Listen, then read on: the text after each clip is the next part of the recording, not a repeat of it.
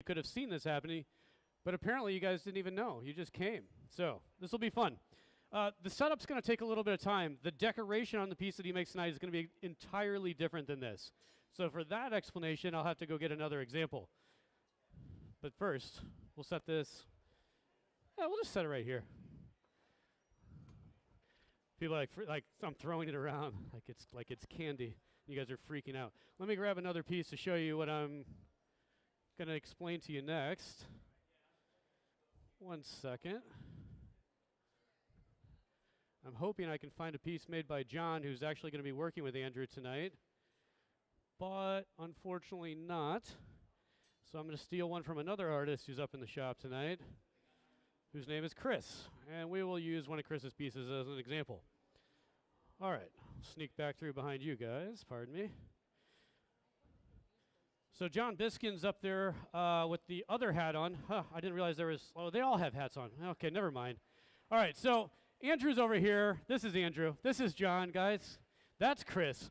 So oddly enough, I picked one of Chris's pieces to help illustrate. What happened? Oh, Aline, you don't count. You're just opening doors. You know, she's doing the next demo. She'll get all the spotlight later. All right, so unfortunately we got the theater lighting going, so you guys can't see this very well. But this piece is made up of what are called marini, kind of these like misshapen circular forms. We're all little discs of glass that were fused together to make the decoration.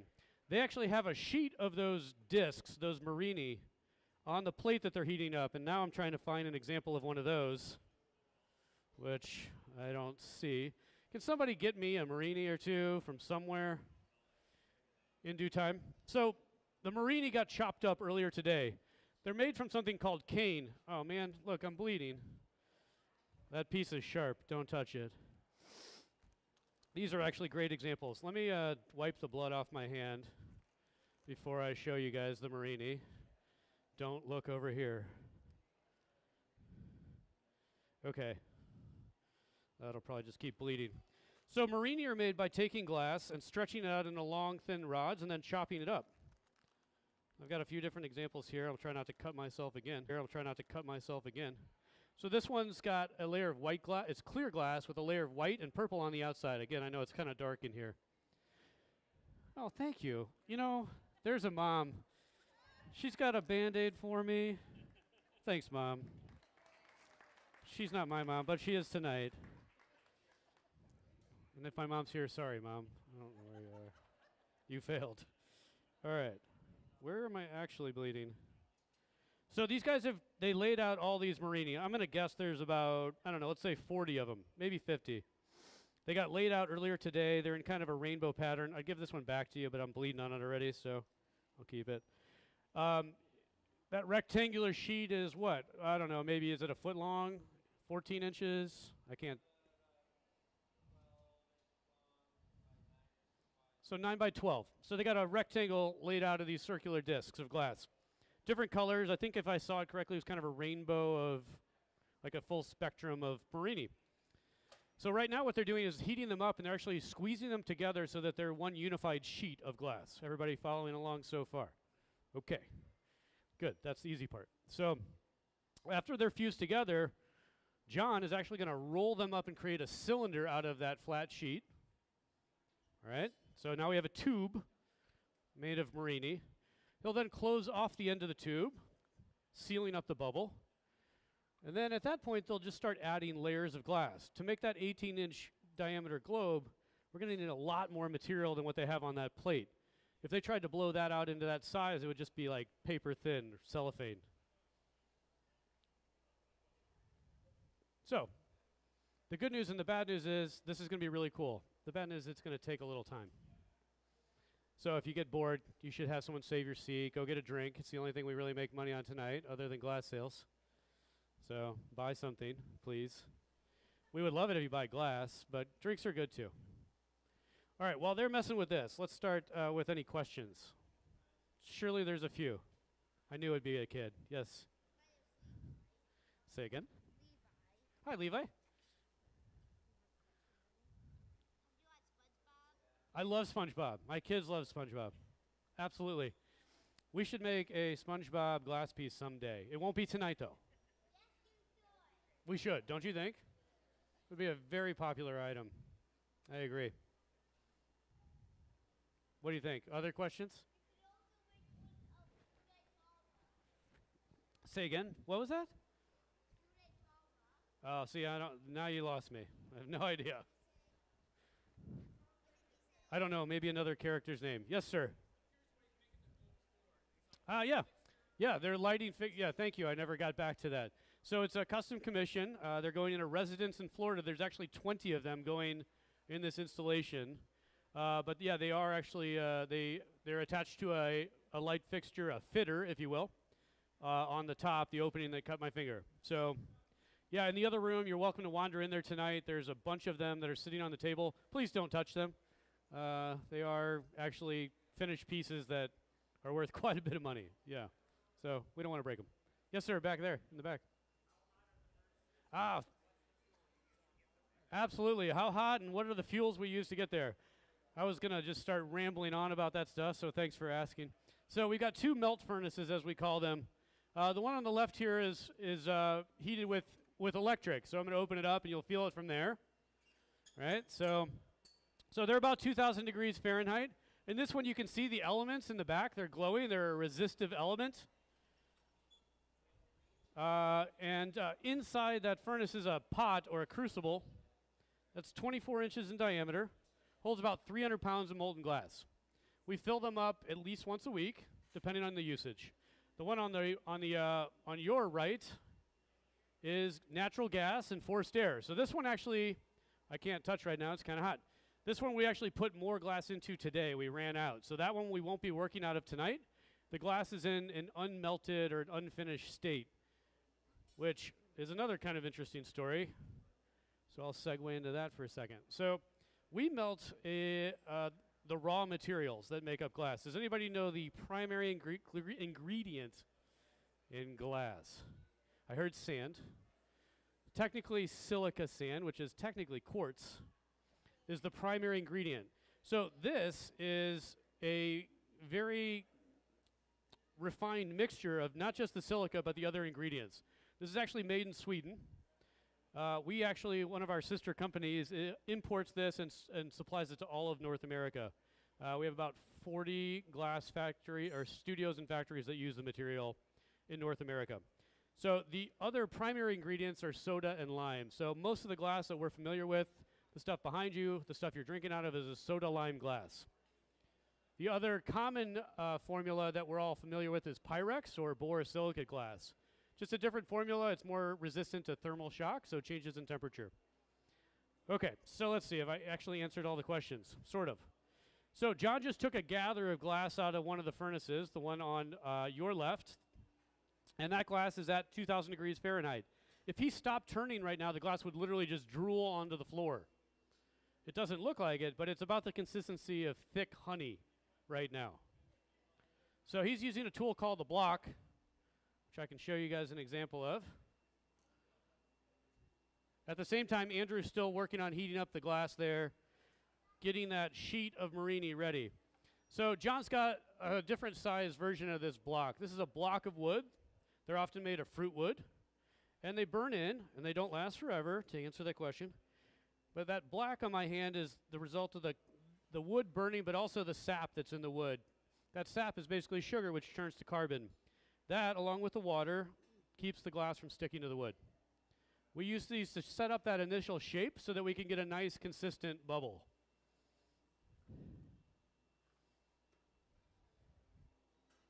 More questions? Does this look like fun? Yeah? You guys want to take a class? Anybody? Yeah? John took his first class here, believe it or not. We've got a bunch of students here tonight, kind of lurking around in the corners. Chris is sitting up here in the front row. We've got some guys standing over in the back there. So I would love to sell you on the next intro class, but it's not till June. We sold out the next two. So high demand for those. We do have private training sessions available. You can sign up for those. I know the kids are getting really excited. It is 10 plus for a lot of our classes, and unfortunately for those, it's 15 plus. It's pretty physical. So yeah, most of you that I'm seeing are definitely not 15. Sorry. Soon enough. Other questions? I saw another hand earlier. Yeah.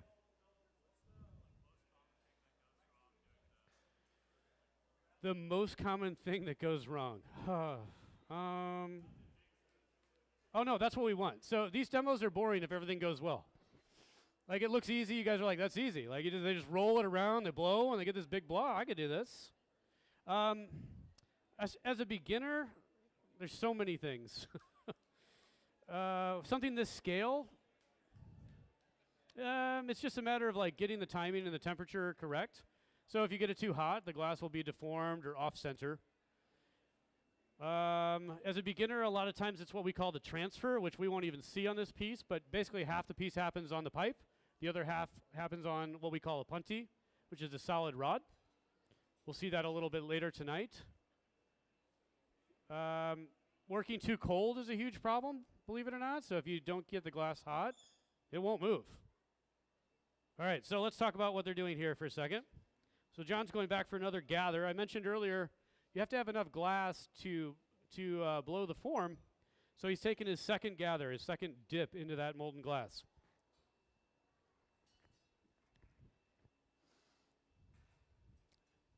So he's going to go back, do the same process again. He's using a block to shape the glass, smooth it out, get it all set up evenly. I misspoke earlier. I thought he was going to roll that Marini up into a cylinder. He's actually, it looks like he's going to be applying it to the outside of a bubble. So he's going to blow a bubble first and then wrap the Marini on the outside of the clear bubble. Same idea, just a little different technique. So the oven that they're opening the doors on has a limited diameter, right? So we have 4 working ovens in the studio. So technically 4 teams or 4 people could work at one time. They're using 2 of them tonight to make this piece. But the openings are the smallest opening is only about 6 or 7 inches in diameter. On the piece that Andrew is working on, there are 2 sets of doors. So the second opening is about 12 inches, and the main opening is 18. Once this bubble is blown, there is no reheating it. So to go back to your question, what could go wrong? Well, if it doesn't work, it's basically trash. So once he goes in the mold, blows this thing up, if it breaks, if it cracks, if it's not hot enough, not big enough, it's going to just get trashed. We can't go back and reheat the glass. So this is a one-shot deal in that respect. So they're going to spend the next hour setting all this up, blow into that, and then if it doesn't work, that time is gone and the material. Yeah?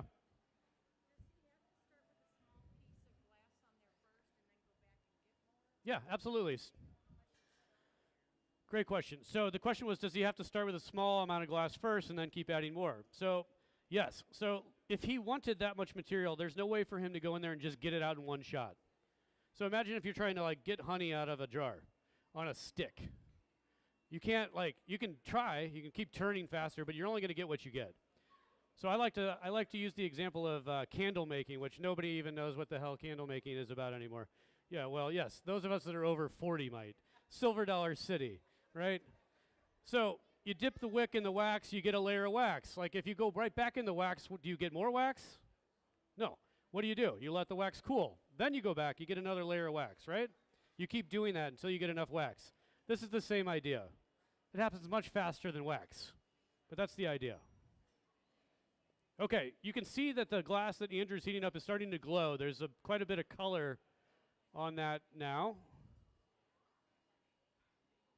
I keep forgetting that these screens are up here. We can see what John's doing quite well on the screen. So I'm going to tell you guys about what he's doing.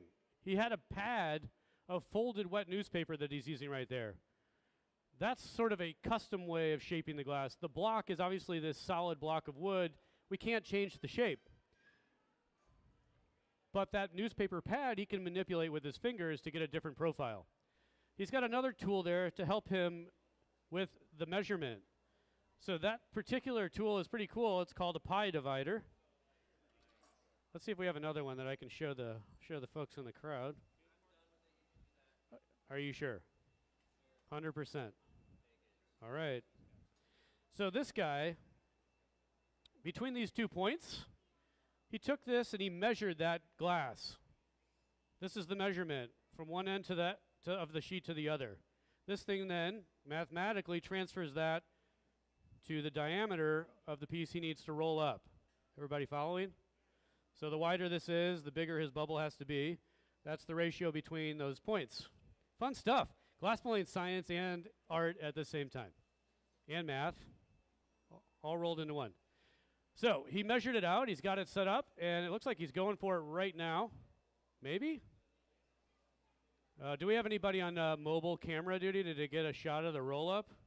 No, they're all over there chatting and drinking. It's fine. We'll just not show anybody. No worries, guys. They're not listening.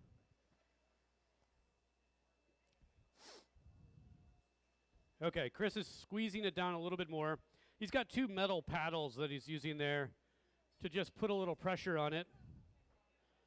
Make sure it's all stuck together really well. I was earlier complaining that no one was going to get a shot of this roll-up. Can we, like, is it possible to, like, get a shot of it? Awesome. You're on it. This is our studio director, Gavin, who's going to get this great mobile shot now that I interrupted his conversation. Thank you, Gavin. We won't show you until he's closer so you guys don't get sick looking at the screen.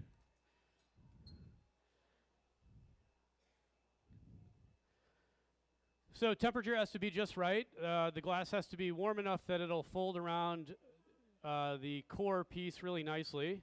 We don't want it too hot because it actually could get stuck to the plate that it's on. If it's too cold, it could actually break apart while he's rolling it up. So, you know, to answer your question earlier, what can happen? Lots of stuff.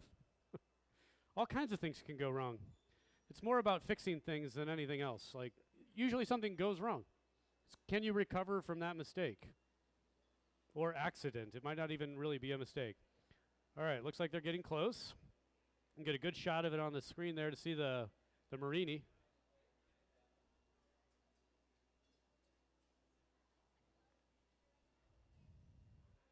All right, so now they're just making sure it's not stuck. So he's sliding the paddle under, making sure it's going to release without too much trouble. I should mention that they have not practiced this piece. There was no rehearsal. These guys have like hardly worked together at all, in fact. So most of our Third Friday demonstrations are like first-time attempts, which is what makes it more fun. If this was something they did every day, you guys would be just bored. It would happen fast and it would be boring. So you get to watch them choreograph this in real time.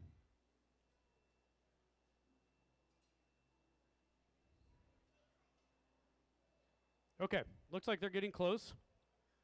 So John's going to go back for a little more glass, yes? Maybe? We'll see what happens here.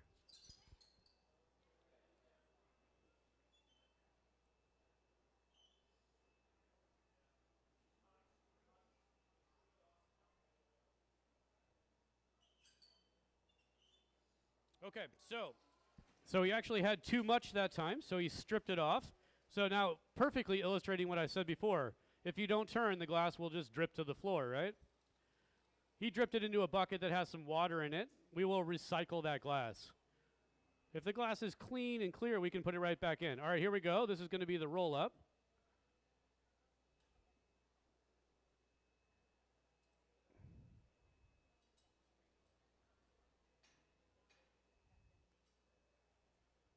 Pretty cool. Yeah? Let's give him a light round of applause on that. Not too excited. That's right. We don't want him to get a big head. It's not done yet. Cool. So he's got a seam there that he's going to have to do a little work to kind of bring the edges together on the piece. Aline's actually dusting it off right now. She's got just a tiny broom, like a little whiskey broom there. It is actually made of like straw or grass.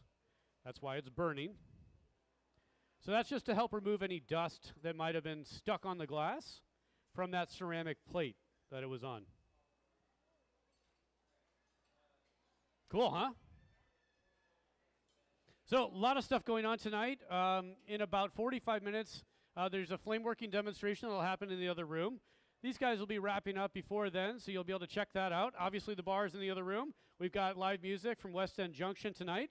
There's also a special exhibit in the very front of that gallery.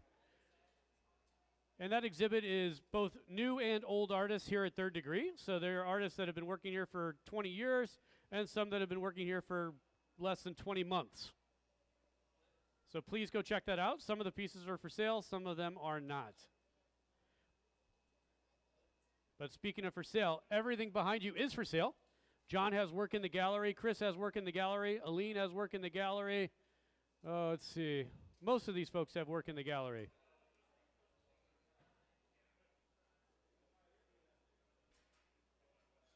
Other questions while they're messing around? Yes, sir. The biggest piece that has been made here. So the biggest thing that we would probably make would be like a giant plate. Remember earlier when I said you can only get something 18 inches wide out of the oven? So we can make a bowl shape that's 18 inches wide. We can get it really, really hot. And then we come out of the oven and we spin it flat. And if we do an 18-inch wide bowl and we spin it flat, we get about a 36-inch wide plate. That would be huge. I don't know that we've ever made one quite that big, but something close to that. Does that help? It's huge. That's pretty rare. Yes? Lots of hands. What do you got, Levi?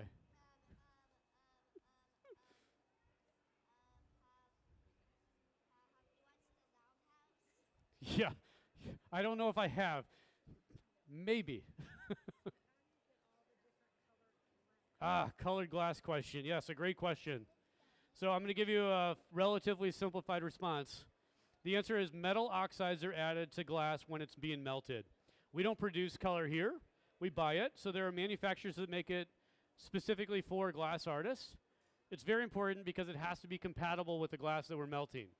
So they formulate the colors to match the clear. They have to expand and contract in a similar fashion. Otherwise, the glass will literally break itself apart.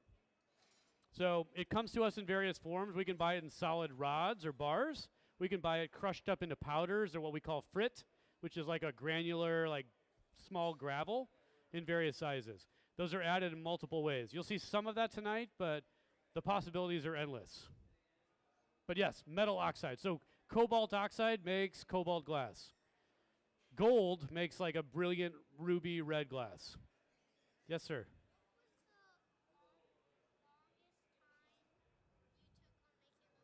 Ooh, longest time making a piece of glass. Well, me personally, not very long. I'm super impatient. But some of the artists could work literally hours, nonstop. Once you start, you can't really take a break. The glass would get cold, and you just have to keep working. So I've seen artists working here for 3-4 hours straight on one piece. And sometimes that doesn't go well. And guess what? The piece breaks at 3 hours in. And then you start over.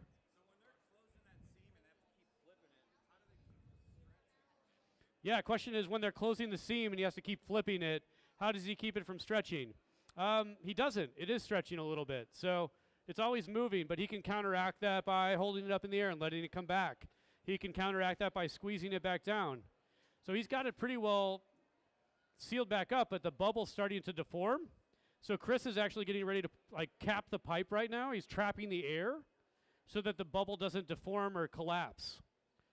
He might actually put a little bit of air into it by blowing as well. People are also surprised that like glass blowing doesn't involve a lot of blowing. It's more like glass shaping with some blowing. There were other hands over here earlier, so.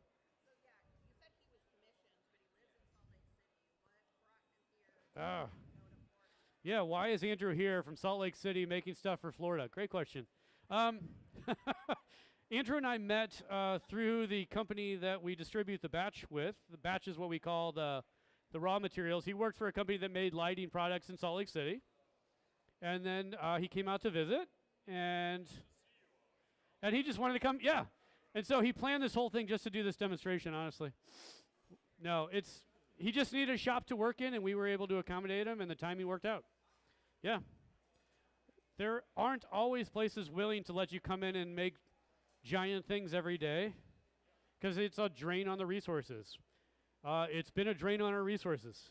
That's why we're filling the furnace in the middle of a Friday because the glass is gone and we have people that want to work this weekend. Good question, though. Yeah. How long does that have to be in the furnace? Oh, yeah, so when we melt. So it's typically, it's 24 hours from the time we start filling it to the time we use it again. But that depends on how much you put in. If we're filling the whole thing, that's about what it takes. We could do less and it would take less time. that white granular substance, like you wouldn't think turns into clear glass, but it does. In the back. 24/7. The furnaces are always on. We turn them off usually once a year for maintenance. So the crucible, the pot that holds the glass, does deteriorate. The glass is actually corrosive to it. So at the year mark, we usually pull it out even if it's still working. If it springs a leak, which you can see on our Instagram feed, it happens. It springs a leak, and then the inside of the furnace actually fills up with glass. And we have to open the little door port on the bottom and let the glass run out. It's quite exciting to watch. It's not good for the budget, but it does happen. Just happened a couple months ago. Other questions? Yeah, you can reuse it if it's clean and clear, but like if it drools out all over the floor and like comes in contact with the furnace materials, it's usually not very clean. It's also one giant blob of glass that like breaks into like nasty shards. Yeah, the glass is inside a crucible. Yeah, you can see the crucibles that used to be in the furnace. They're the flower pots outlining the parking lot. Okay, so John's just doing some more manipulation here of the bubble to get everything kind of cleaned up and even. He was actually using a tool called diamond shears to grab the glass, and he's pulling that clear bubble out from inside of the Marini. So those shears that he's using are pretty awesome. I've got a pair in my hand here I'm going to show you, but we'll let him cut this off. So he's just crimping it down, and it actually just kind of broke off. I got it. I'm carrying them around.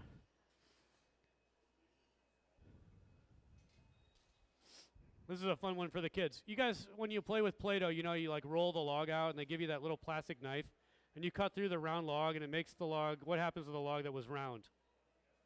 Gets like flat, right? And then you're like, oh, it's not flat anymore. Well, if Play-Doh would give you a pair of diamond shears, see these things?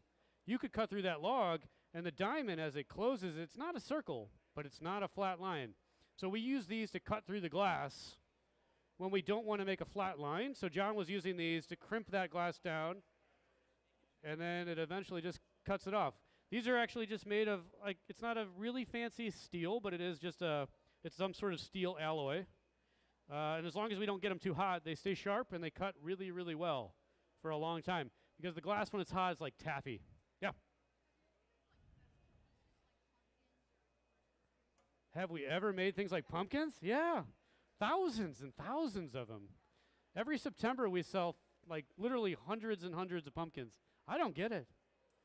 But people keep coming back, so they just keep making them. Some people come every year and they buy more and more. I don't know where they go. Do you guys know? Like, what do you do with those things? I'm not trying to discourage you, but seriously. Yeah.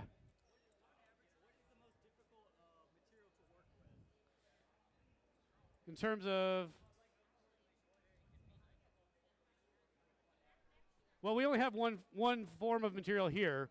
I mean, I guess to answer your question, I could say like to work with like pure quartz or like a glass that melts at a really high temperature. So all of the glasses we work with are formulated so that they don't have to get extremely hot. But there are scientific glasses and things used in industry that need much higher temperatures. So for us, this is it. It's all about the same. All right, so Andrew stepped in to do a little shaping on this thing. How many gatherers are going to go on top of this thing? Do we know? Nobody knows. I know, they all have questions. I'll get there eventually. Another question, little girl with a hat? What are they making? Remember, they're making that giant globe. I don't know what we're going to do with it after they make it. We're really just making it for fun. How do you ship them? In boxes. Yeah, they'll just get boxed up and put on a pallet, quite honestly, and yeah. It's not as exciting as you might think. Packing peanuts maybe, or bubble wrap, yeah. Usually we just double box everything. So you box it, then you put it in a bigger box and you float it between the two boxes. And then UPS throws them around. All right. So John is still kind of squeezing things down here. He wants the color from the Marini to like seal up the whole form. So if he hadn't done the steps that he's taken to get to this point, the bottom of the bubble would have just been this clear window. That might have been kind of cool, but that's not his idea. So we're sealing the bottom up and making sure the color all comes together at the center.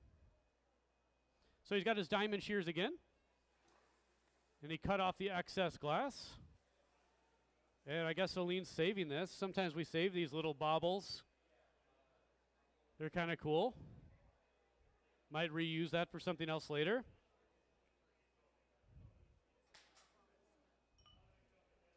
So I mentioned that we have classes. I mentioned we do private training. I mentioned the glass is for sale.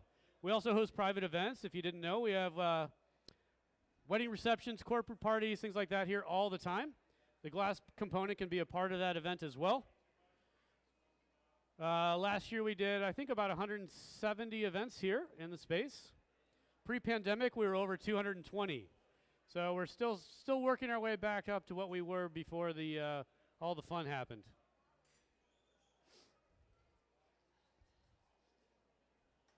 All right, so the guys are just going to be shaping the glass up here a little bit. John's using that newspaper pad again to get the shape just the way he wants it. I was asking earlier, do we know like how much more material, like is this like 2 more gathers? Is it 1 more, or is it 2 over this? All right, that'll be fun. So yeah, this thing's going to get big quick.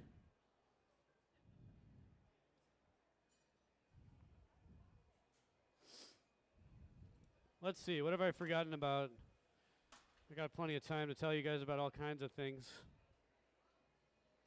Here's a question we always get. Does the pipe get hot? Nobody's asked that question yet.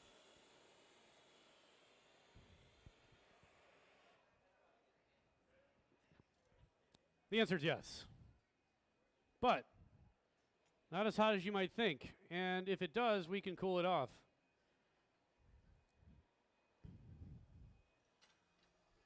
So you can see where John's hand is on the pipe right now. It's about midway there. You can visually see where the heat travels if you see the way this pipe is darker to about here. That's about as far as it goes most of the time. If you're working on something really big or for a really long time, it can travel farther up the pipe.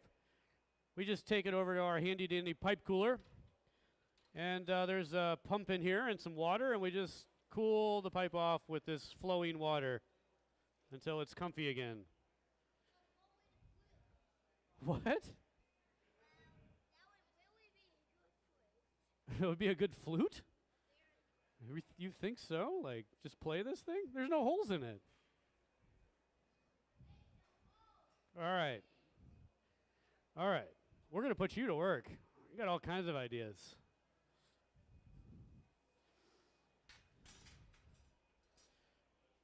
All right, still refining the end there. I think we're getting close, though. Yes, over here.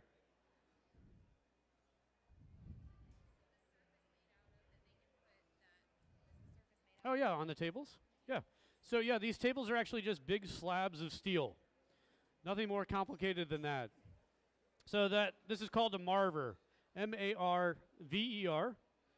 And it is really, like, this one's about 1 inch thick. Those are 1/2 inch or so. It does 2 things. Obviously, it's shaping the glass, but it's also taking heat away from the glass. So we control the bubble by controlling the heat. The bubble will expand where it's hot. The bubble will not move where it's cold. So you just set up the heat properly, and you can make the bubble do what you want. Easier said than done. All right, so Andrew's cooling that pipe off now because this is about to get heavy. It's going to get heavier and heavier. That'll be the next question. Well, how much does it weigh? Not that much, but it's 2,000 degrees and it's on the end of a 5-foot pole. So it starts to feel like a lot more than it is. Those pieces, those big globes, when they come off the pipe, they have some extra glass on them. I would have to ask Andrew, but I think they probably weigh about between 10 and 15 pounds. Doesn't sound like a lot. I would guess that they have right there less than 10 pounds, but it's about to double. Well, not quite double.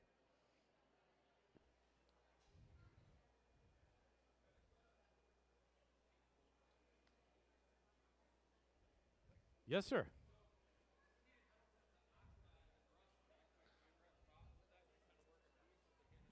I missed the first part about heated metal. Uh huh. Yeah. No. So the question is about like metal being heated and oxidizing, rusting. Um, yes, that can happen. We keep all of the tools clean. A lot of the tools that you're touching the glass with actually have a coat of wax on them. So they have beeswax on them. Some of them are alloys that are not just mild steel, so they don't rust as quickly. Um, but like even the tables, if we don't keep them clean, yes, they will rust. They get cleaned and polished quite a bit. If I set my beer on it, I'll get in trouble.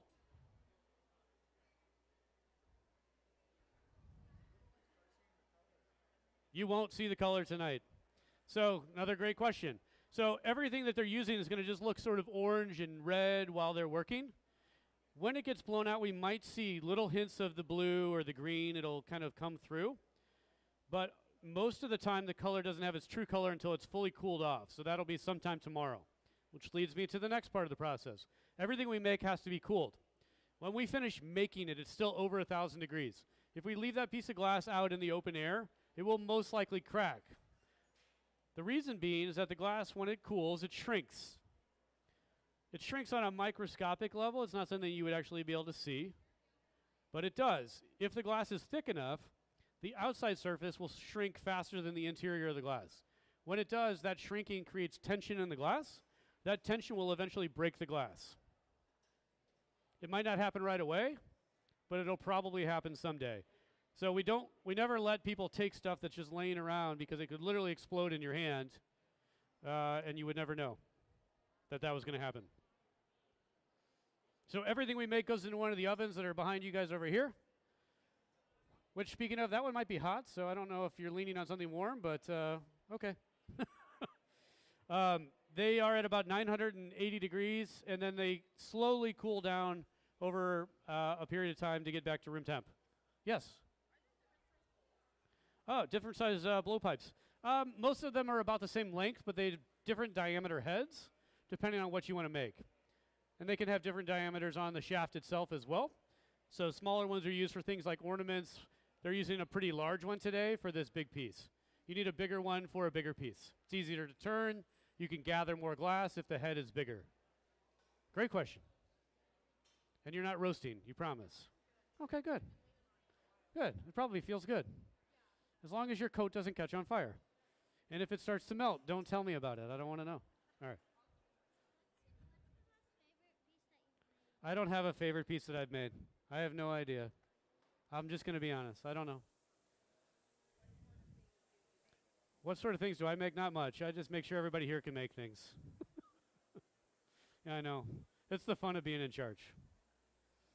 On occasion, I force myself to make something, and usually it just feels like I'm forcing myself to make something. You ever have that happen? That's not much fun. Like, go color, and you're like, I don't want to color. Is that coloring fun then? It's not really. You're like just scribbling. That's what I do with glass. I'm like, I don't know. I'm just going to do this. I'm going to make this thing. Never looks very good. And I'm like, why did I do that? I'm just kidding. But that's kind of true. All right, what else?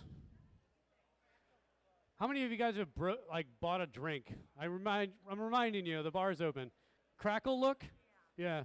So crackled glass is made by literally dipping the molten glass or the hot glass into a bucket of water. You crack the surface intentionally, and then you heat it back up. The cracks remain. The stress goes away.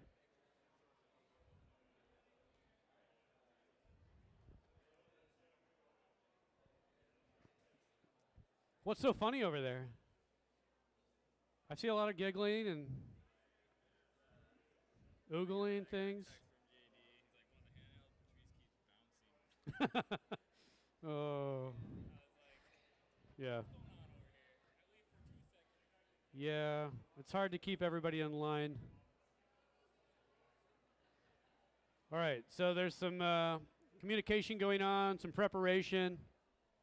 I can't wait till this mold gets out here so you guys can see this thing. Andrew had it made by a guy in West Virginia. He didn't have a log big enough, so he had to glue a bunch of pieces of wood together, kind of like a butcher block, only this is a butcher block that's like a 20-inch cube. And then it gets carved out into the sphere shape. I'm assuming it was done by a machine, a CNC machine. they're focused, so I'm not going to interrupt. Back in the old days, they would actually, it still happens this way, they get hand carved. So there's a very well-known American glass company called Blanco. Anybody heard of Blanco? It's in West Virginia. They've been making glass there for over 100 years. I actually got to go visit there about a year, maybe that was 2 years ago, I don't know. But they still have a guy hand carving all the molds. But most glass artists are using molds that are made by a machine. And actually, I could show you a small version while we're waiting. All right, these guys are waiting for that glass to cool off a little bit more. And then they're going to go into the furnace for another gather. So here we go.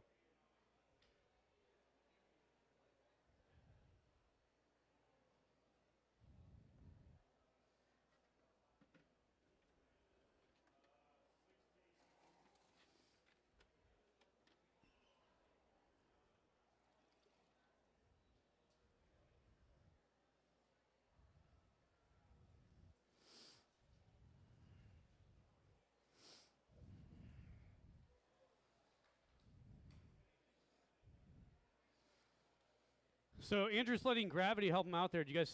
So he stripped the glass off. He let it drip off the end, and then you notice he held it straight up in the air as he walked back. That let the glass fall back in the opposite direction. He doesn't want all that glass to be on the end. So this is also a wooden mold. This is like a little shape here. We would actually put a piece of wood on the bottom to close it up, but this is a small vase shape. This one's kind of been sitting in the water, so it looks kind of gross, and my hands are going to be gross, and that Band-Aid's like probably not gonna. I'm gonna get an infection now, Mom, and it's gonna be bad. Like I'll probably lose this finger. But so the mold gets opened. We put the glass inside, and then we actually close the mold around it. They're gonna do the same thing with a giant version of this in a little bit here. Once the glass is in there, you start inflating the bubble, but also rotating at the same time. And then as soon as you're done, you open the mold and you pull it out.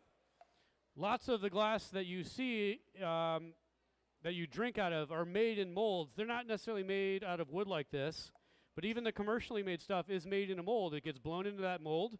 The mold might be made of metal of some sort, but the process is the same. It's just done by machines. All right, so Andrew has blocked that thing really nicely. You ready for this, John? Born ready.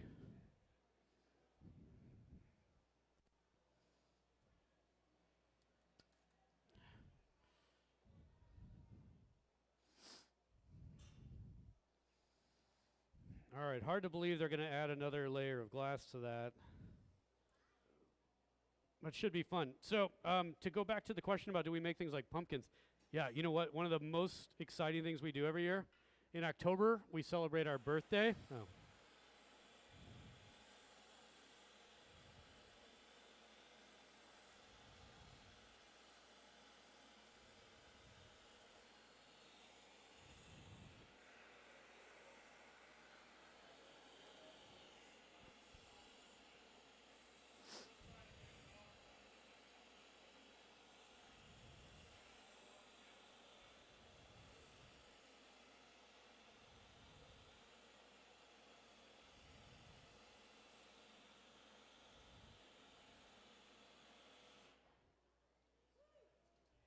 Yeah.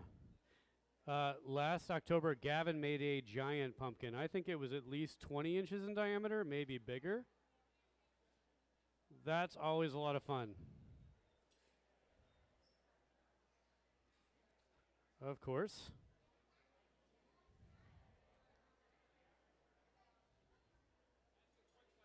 Yeah.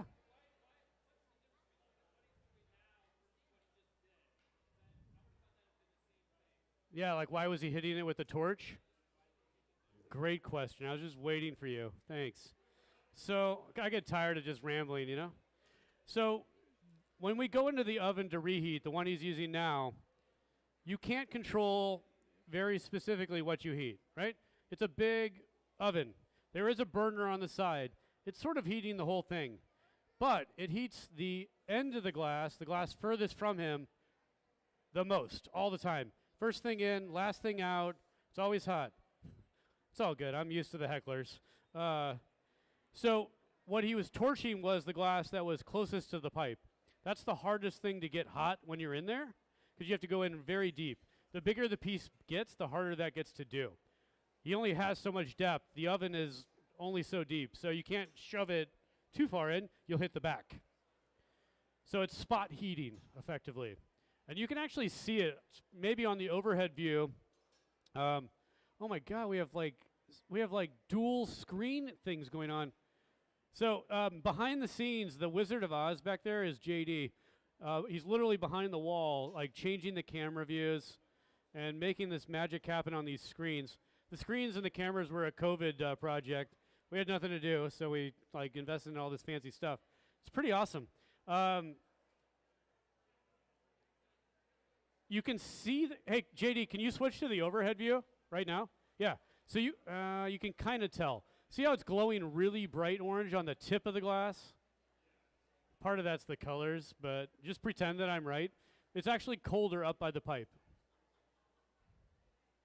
But we're also seeing color changes there, from the colored glass, that is. So back into reheat again. How long does this stay hot and workable? Did somebody ask that? So not that long, right? So as you can see, he's going back and forth constantly. It's maybe 30 seconds or a minute. If it's really big and thick, you might have longer, but generally speaking, you have to just keep reheating. If you don't, nothing's going to change. It just keeps getting colder and stiffer. Oh, good news. Fake mom. My real mom's here. I see her. We're good. So if I have a problem, she'll take care of me. All good. And one of my aunts. Double protection. All right. Okay, so super important. We're going to go to the overhead view again. Oh, wait, maybe. So Andrew was doing what's called the jack line. He was putting a line or a groove in the glass. He was necking it down, making it narrow up by the pipe. In order for us to get the glass off the pipe, we have to create an area that will make sure it breaks in the right place. We have to define the breaking point. Hey, Aaron. Oh, thanks. From you, that means a lot. So these are called jacks. Why are they called jacks? Let's not worry about it. They're just called jacks. They look like giant tweezers, but they're not tweezers because we have tweezers. Maybe that's why they're called jacks, because they're not tweezers. So the jacks are used to squeeze that glass down. That's one of their primary functions, which is why we call it the jack line. Complicated. They can also be used to shape the glass in many other ways, but that's what Andrew was doing a second ago. He was taking the jacks, and we kind of missed it, but he was putting them right here and squeezing. I probably just ruined the piece right there. That was it. Blame it on me if it doesn't work. It was all me. All right, so again, we wait. Right, Grady?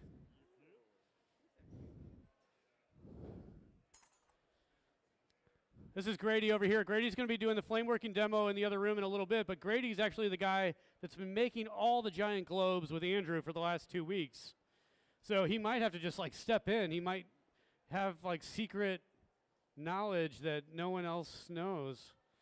So John, if this doesn't work, just get out of the way and let him take over. All right. All right. Yeah. Yeah.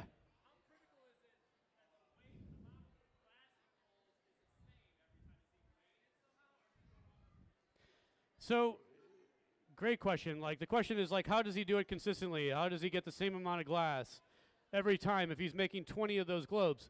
The answer is you're going to basically get the same amount of glass if you do the same amount of gathers and the same technique. Like, muscle memory is a real thing. So, like, he knows how fast he's turning even if he doesn't know. So, you take your first gather, you're like, okay, I'm going to get that much glass. There's probably, to get the 20, I think he said he's probably going to make at least 30. Maybe more. So you start, like, the first 5 were probably trash. I know they were. Maybe more than that. By the time you get to 10, you've like memorized the process physically. Huh? Copy and paste. It would be amazing if we could use copy and paste, but that's like buying these things at Target. This is not Target. All right, so Andrew's taking the final gather. Hope he fits through the door. All right, he made it out.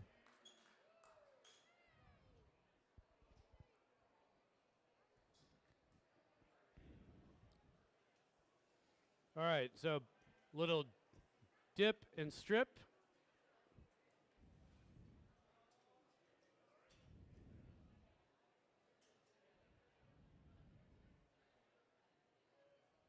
Repeat the process again. Ooh, it's hot.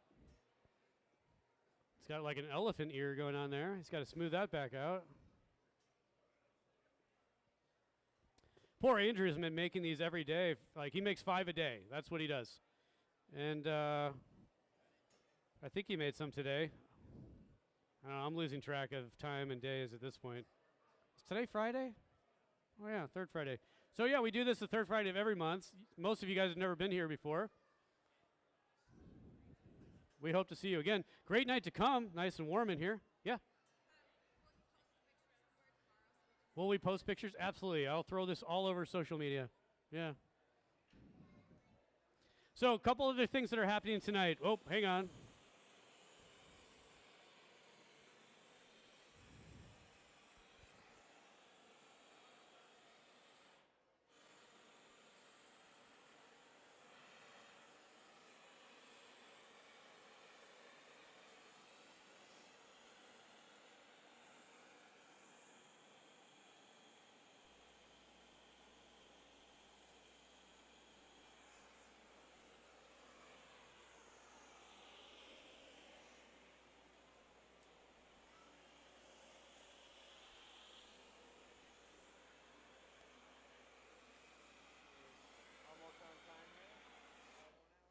That's all good.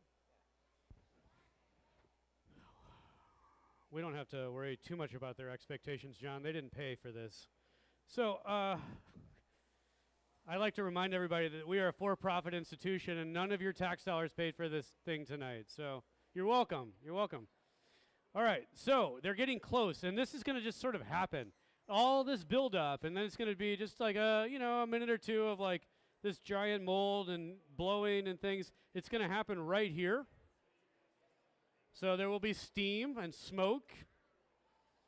You have glasses on. You guys are all protected. This guy kind of works here. He's fine. You guys might need some safety glasses. We'll be okay. I'm half kidding, kind of. All right, so I don't know how long it'll take for them to get ready, but when the mold shows up out here, we'll know he's close. So before I lose your attention, there is another demo. Aline, who I gave a hard time to earlier, will be doing our second demo tonight. It will not be an 18-inch globe. It will not take over an hour to produce. It will be beautiful. It will be glass. It will have multiple colors. I will narrate once again. I may not do as exciting of a job, but I'll try. And as soon as that demo's over, we'll be doing our final raffle of the evening, which I think we technically should have drawn one of the raffle prizes already. Hopefully that happened in the other room.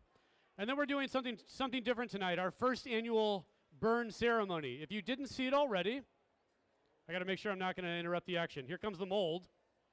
If you didn't see it already, against the windows behind you, there's a glass vessel.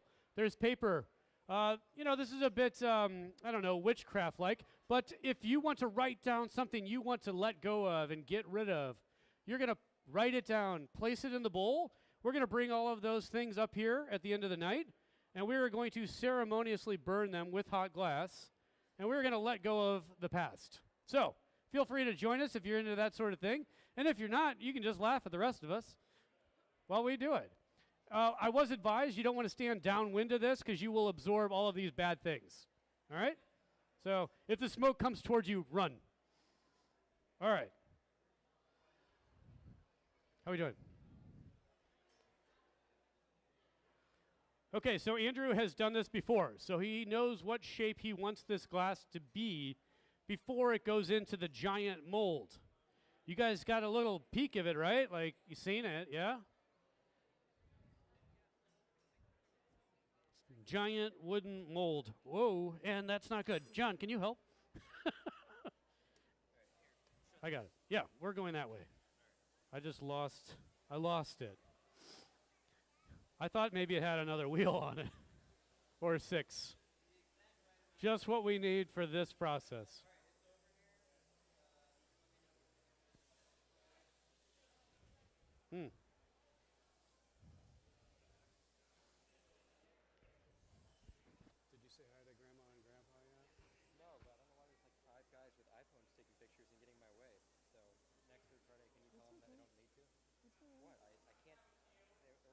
Well, you can go wherever you want. Just get in front of them. Just walk in front of them and be like, that's all right.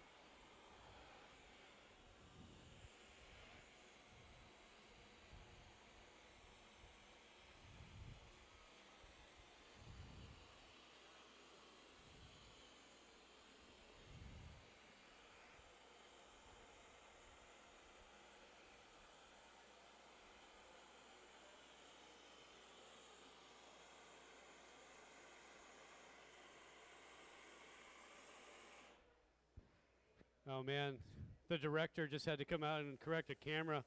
Patrice, you better get that right. You are. And we are paying you handsomely for this, so yeah, yeah. Oh, no, oh, maybe, yeah, okay, pizza. You got it. Maybe not tonight, but sometime. No pizza for you. No. Oh, you guys go to Atlas. I love Atlas. Yeah. It's like, no. Maybe someday. Yeah. Yeah. It's cool. Okay. Aline, do you have any inside knowledge? Do we know, like, roughly how far out we are? Very close. Okay. Very close, everyone. If you didn't hear me the first time.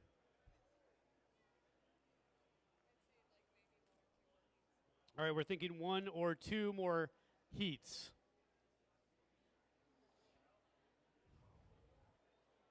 Andrew's getting the professional treatments, lots of shielding and protection of his hands. He needs a little air on the neck.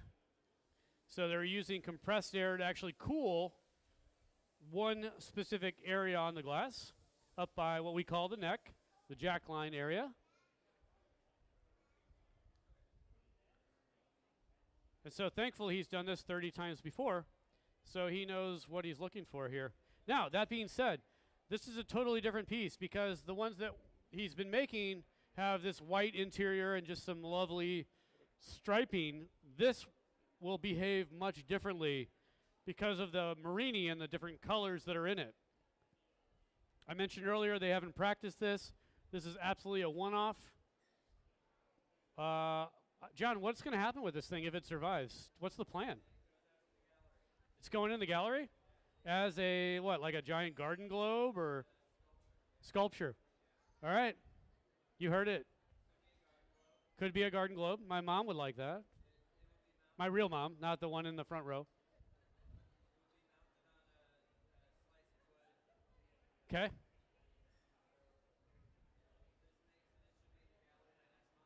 All right, in the gallery by next month. You heard it here first. One lucky customer might take it home.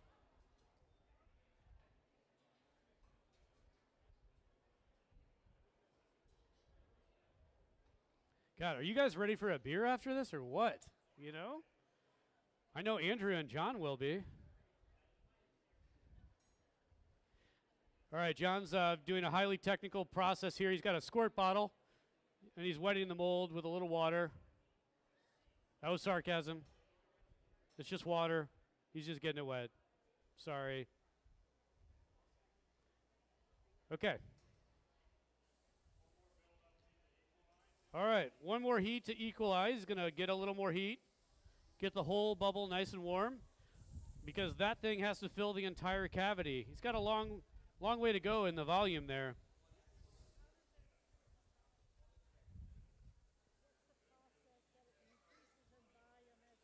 What's the process that increases in volume? He blows. He just blows. Yeah, you'll see. Yeah. Like that. That's what he's going to do. I know. I know you're enjoying the motions, but that's what's about to happen.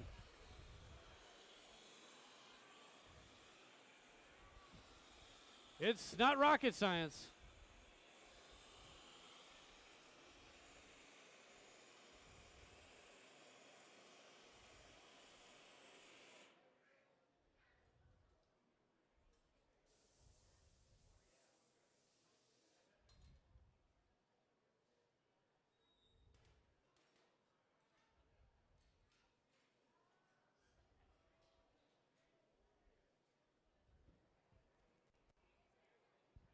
So all the work in the gallery behind you is made here. We've got a bunch of the artists here tonight. They're all pretty shy, so they won't be standing by their pieces waiting for you to talk to them. But if you ask me, I will point them out and make them uncomfortable. I got to be careful because I might have to interrupt, but go, quick. Yeah, sure. A lot of the pieces come out of the oven and they're actually ready to sell. Sometimes they have to be cold worked, so ground, polished, things like that. But many of the pieces are just ready to go. I think that's probably going to be too tight. Do we have... have they drawn one at all? Oh, well, let's draw it as soon as he's done. So I need the tickets then, yeah? Or somebody needs to draw a ticket? I don't even know what the first raffle item is. Apparently we haven't drawn the first raffle. Oh, nice. So we've got some t-shirts, the one I'm wearing, and a couple of prototype drinking glasses from one of our projects. It's called the St. Louis glass. The glass has the shape, the curve of the arch. All right, we're going in. So we're going to draw a raffle ticket in a minute. You should stick around for the raffle ticket drawing. We'll do that as soon as Andrew gets the glass off the pipe. And one of you might be lucky enough to go home with a t-shirt and a couple of glasses that we made here in a mold. How about that? So there's a fan blowing air right at me. We're going to try to blow the smoke from this away from you guys. But fair warning, there might be some smoke. It won't kill you, but it'll smell delicious, like burnt cherry. Cherry wood. If you don't know what that smells like, you're about to learn.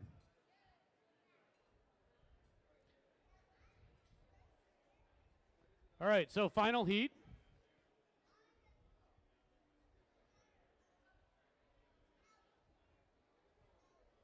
So that glass is really torquing the pipe right now.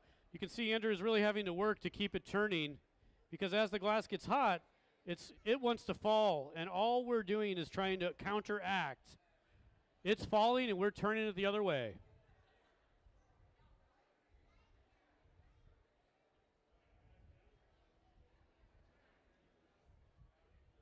All right, here we go.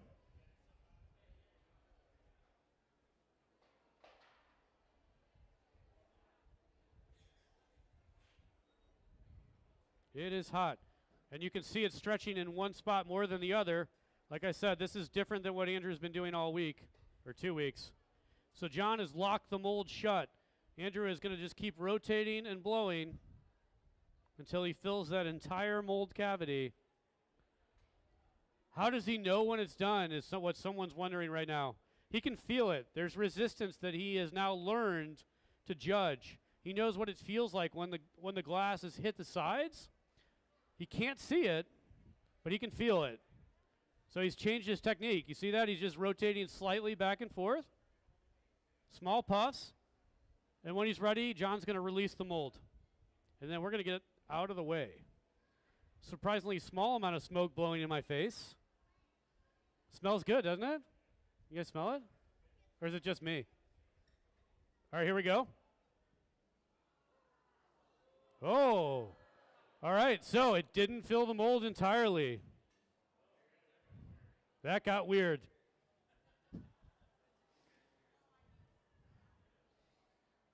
So here's the trick. So the pieces Andrew's been making have this consistent color throughout. The Marini are two different, they're like, 7 different colors. The Marini, as John just said, messed up everything. Oh. So some of the colors basically get hot faster than the others. They move more than the others. All is not lost. I'm going to pull this away from the crowd a little bit, guys. So they're going to break that glass off onto this, what's that? They're going to break it off onto this table here. And it has to happen right now. As I said, we can't reheat that glass. If they wait too much longer, it will actually crack. Now, what will this become? We don't know. Will John turn this into a piece that's actually for sale? Not sure. He might. Someone asked about the color earlier. We are actually starting to see some of the true color there. You can see some yellow and green, a little bit of orange. So what we do have to be careful here is that it doesn't actually break when he breaks it off. That's why I moved it away from you guys a little bit. So there's a chance that it got really thin, and it could actually crack. All right, so let's keep the bottom. Remember when I said that like it's more exciting when it breaks? We got it. Okay, so let's give them a huge round of applause. This is the real life of a glass artist. Sometimes the things just don't make it. So when people are like, why do these things cost so much? Like you say you make them in less than an hour. It's because we broke 10 of them to get one good one. It doesn't happen every time. So again, when they come back out, guys, come back over here. Quit talking about why it didn't work. Let them clap for you one more time. They still did the work. That's the hard part. We're always explaining to people that ask for custom stuff, like, well, why'd you charge me so much? It's like, because you have to pay for all the things we broke. Like, no one's paying for that. All right, so I'm going to draw a raffle ticket really quickly. I don't know where they are. I'm not sure what happened. Hopefully we can do this fast. Maybe. But if not, you guys are free to go get a drink. The next demonstration will be in about an hour in here. Grady has probably already started his flame working demonstration, which is the far end of the other room. If you want to hang out and wait for me to draw the raffle ticket, please do. If not, thank you guys for coming tonight. I hope you can stick around.